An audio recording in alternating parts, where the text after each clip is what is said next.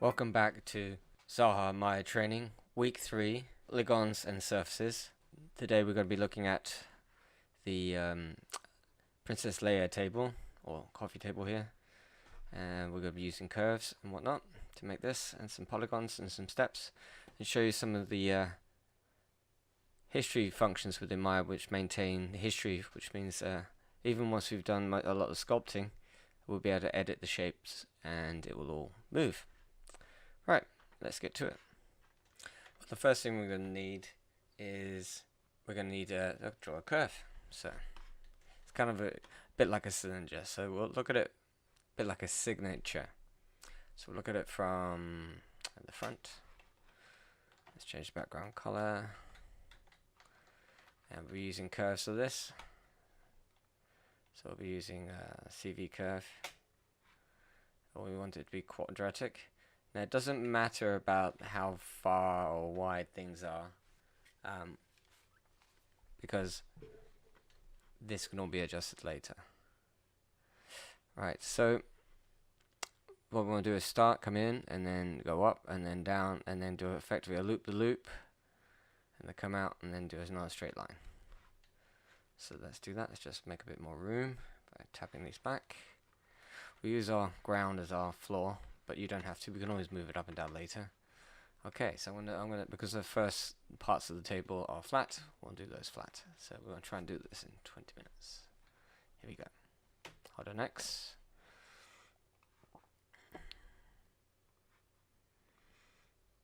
This is our first part, and then we'll go up, and then we'll come down. Notice if I click and hold, I can continue to work out where I want to put that curve until I drop it. So come up. That's our first loop. You can always go and adjust this later. You can press delete to go backwards if you don't like a point. And we want to sort of end on the same level. So you can see it's on that line there. We'll do a few more of these to snap out. So we got looks like I'm one down too far. That's okay. Enter to drop the curve. And let's move those up to control. Right click to bring up the controls. And we're going to snap this to here. And then we'll snap these up to the right level. Oh, they are on the same level. Good. Okay, I'm not quite happy with the shape, so let's get the shape a bit better. I'm a big fan of this table. It looks completely impractical, but it's a beautiful design.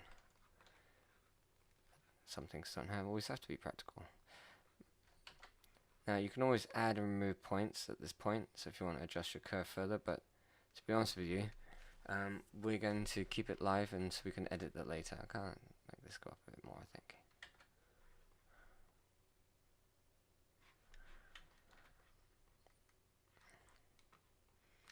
Okay, there's our curve. Now to create the surface, what we want to do is we're going to duplicate the curve by doing Control D. We'll move it the rough width of the table, which is something like that. And then we're going to do a loft between the two here. So we want to go to Surfaces, Loft, and bring up the option box. And before we do that, actually, I want to actually rebuild these two curves. The reason I'm going to do the rebuild is because if we adjust the shape, the rebuild will be consistent. It'll make sense in a minute. So we'll select our curve here, and we'll go curves, and we'll go to rebuild. So this is going to be the number of vertexes along, or so when it becomes a polygonal mesh, it's going to control the resolution. So we want to keep the original. That means the history is going to be kept. We want to uniform it. We don't want to match knots. We want a cubic build. We choose where are we? Keep 101. Not CVs. Keep ends. Number of spans we don't. So now we can edit on our own number. It could be quite high, so I'm going to go for 50 and see what we get with that. So apply. Just check the vertexes. Yeah, yeah, I'd probably say it's probably enough along the length. And you can go more than that. Let's try 64. Apply. Okay, that's good. We'll do the same for here. Okay, so let's bring up our outliner again, because we want to name these. So you can see here, these would be the master curves, and these are the rebuilt curves. So you can see if I hide these two, I select them, so you can see that these turn pink. That means they're still live. Cool. Now we can do our surface. So now we'll do surface, loft. This time we'll do polygons, and we'll do quads, but we'll do control points, and we'll see what we get with that. Apply. Okay, it's not quite so many. Let's try more of these.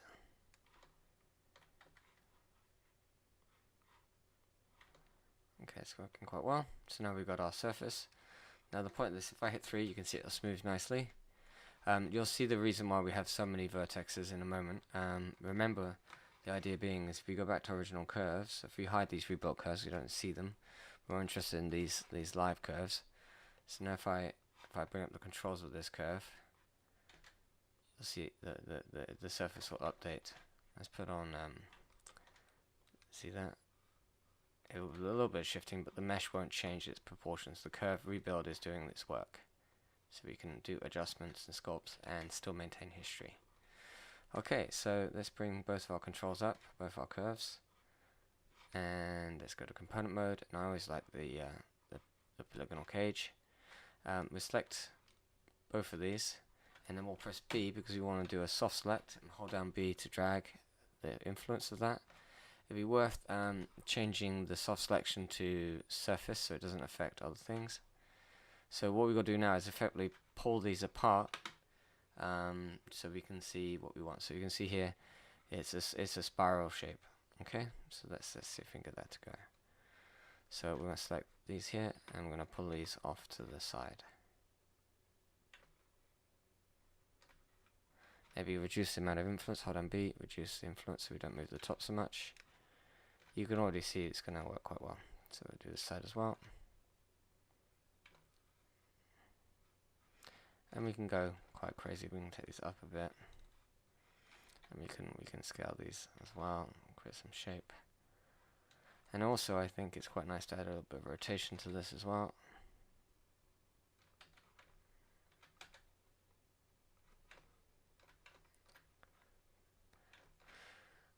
Like that. So I mean, you could even do it your own sort of signature. It doesn't have to be this particular design. It could be whatever you want it to be. Another factor is because it's NURBS, we can go up and down on the keypad, and it will march across around the surface, which is quite cool.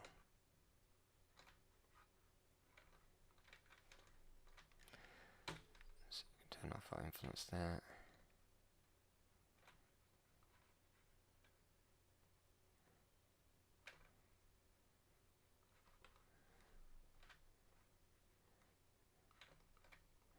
It's quite nice to have the bottom flare out. You can see we're starting to get some interesting shapes there. Okay, so I know for a fact that one of these ends is shorter than the other, so I think let's go back to our design. Again, I'm not going to go for an exact match. What I'm going for is just something which, sorry, wrong page. Which kind of gets a flavor. So we can sort of look at this for thickness. So we're going to need to extrude that surface at 1, and then we can start really sort of sculpting it. Okay, which is the point of this tutorial. So we've got the main surface there. I think it's not too bad actually. Look at it from the top.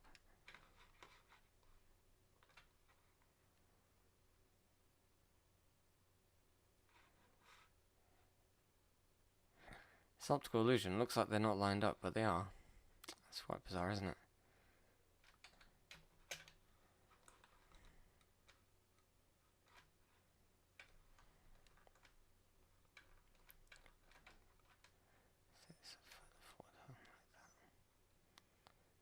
Right, I'm going to make sure these are all on the same plane, because effectively we want them to be a foot, and we'll do the same for this as well.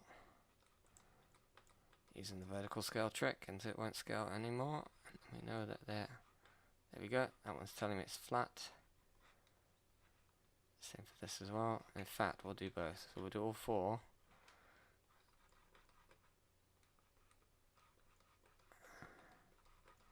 There we go. Now we know they're on the same plane. We can bring these down to kiss the ground. So in theory, our table would stand if it was real.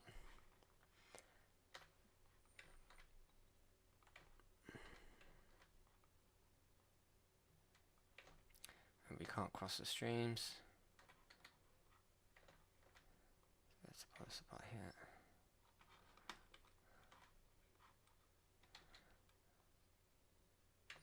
Just have a bit more, even more fun with that.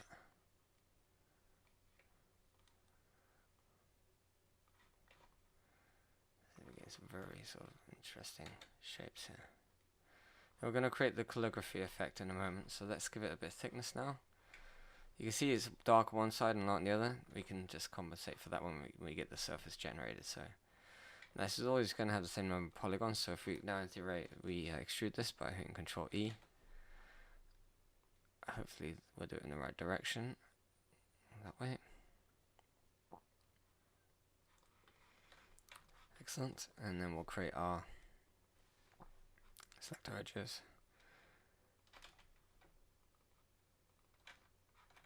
Create our creases. It's effectively a cube, but a very funny shaped one. It's been through a corkscrew. Okay, I think we got all this, so we use our usual methods. So Windows, Modeling, Crease Sets. Missed it. New. Now, if you want to adjust the edge's thickness, you have to hijack it by going to Component Mode, turn on Borders, and then put in 0.5. We'll change the display to normal. And then when we select our object and press 3, there we go. We get something similar. We can turn off our mesh display. We can even ask it to stop showing curves so we can see that. Turn off a grid. And already we're getting quite an interesting kind of shape. I think we'll probably go for a bit longer now. I'm going to bring my control curves up again just to show you. I'll turn the curves back on again. That they're still live. So if I bring up the controls again, control vertexes, and we'll do the grid again. In theory, I should be just extend this, and all that history we just saw will keep up, which is quite nice.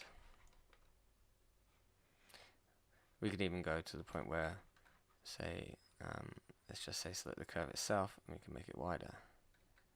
That should have worked. Maybe not. Maybe we need to do the control vertexes. There you go.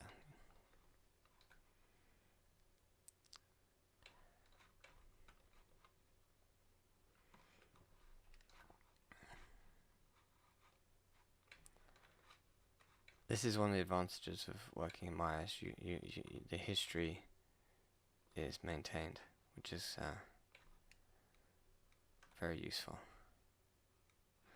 Not sure if I like that shape there. Let's bring that down a bit. I do like having that crazy shape. Okay, so we've got a general overall shape that we want. Let's just put in a plane so we've got something to line up to. So we'll show our ground again. So there's a line. So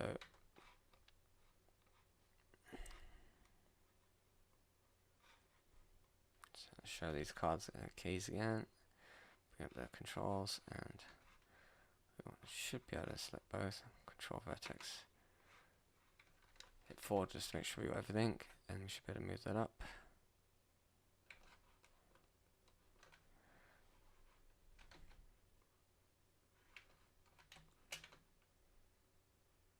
Cool.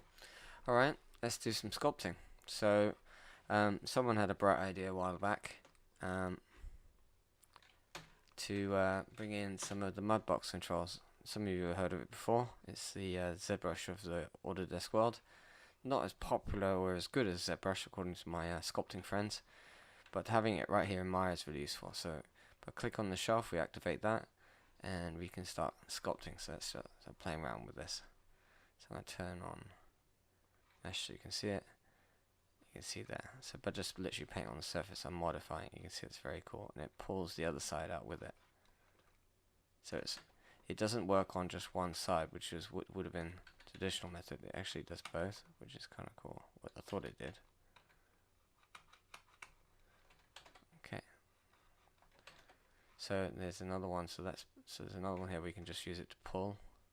You see, it will go through the surface. Another way you can do this, if you grab the vertex and then you use soft select. Now it's doing surface at the moment, which is going to give us an interesting effect. So if I do surface, you can see it's going to grab the sides down and that part, but leave that, make it fat. But if I change the move to volume, I'll grab the whole thing now. So if I say switch to edge and go from here to here, and then use B to lessen the effect. So what I'm going to try and create here is I want to create that sort of indentation. So let's do that.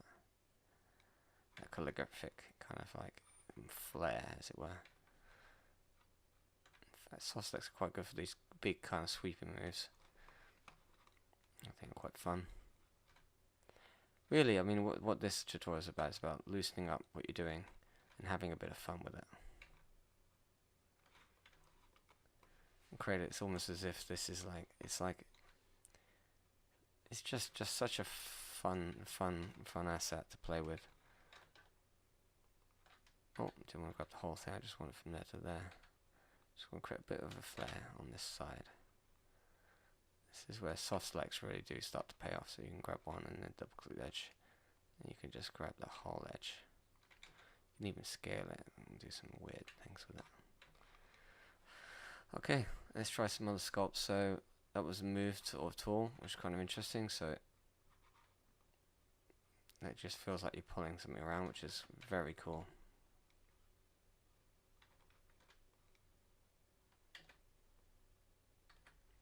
I'm going to increase the size of my brush because I want it to be more of a global pull.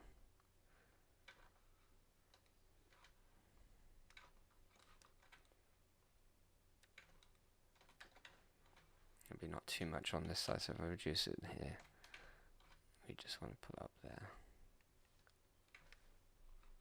There we go. Good, you see it's starting to do what it needs to do.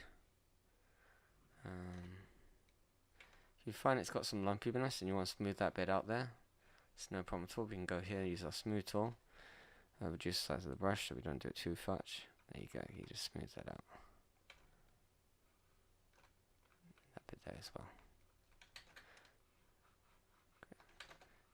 Create some extra grooves. I do like the push-pull though. The push-pull is quite cute. I do like that one.